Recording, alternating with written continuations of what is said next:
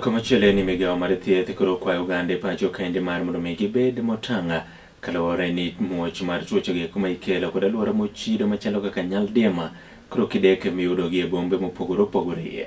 Kaluwore koda jagoro mongirore e migawo mar thieth Mikai Mary Mudhoni oyango ni e bombe ma pacho kaendi yudo ka nyendo itaka kata yugi maromo tons 22,000 odiochieng' kata pile ka pile, kendo gin mago eko ma bende ok wit e yor nindo makare mamiyo koro bombe ma pacho kaendi medo mana chido ka bende odundu eko mago mag pi kaachiel koda mag minyaga gin mago eko modinore ma bende koro miyo oganda bede andaki mager mar gamo tuoche ma ikelo kod alwora mochido kojiwgi mar mondo mi gine ni giketo ler e okang' nindo mamalo.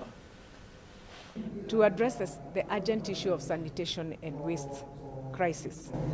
Kenya today is currently facing a dual crisis. 22,000 tons of unmanaged waste are generated on a daily basis, with only 10% adequately managed. So this is leading to a rising threat of wash-related diseases like cholera, mpox, and other diseases.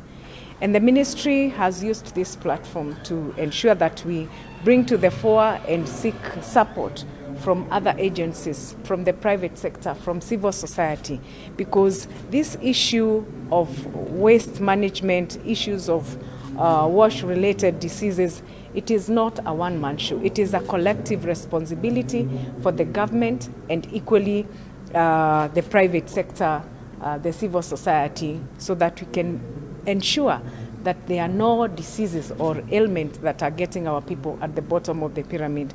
We are in the middle of March, April, May rains.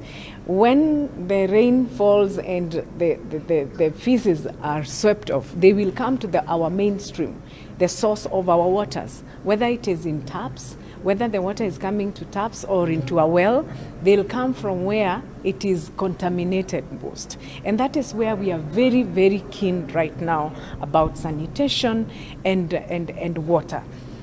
The Epuka Uchafu Afya Nyumbani campaign definitely clears this. We are dealing with personal hygiene, issues of even washing of hands, as simple as that.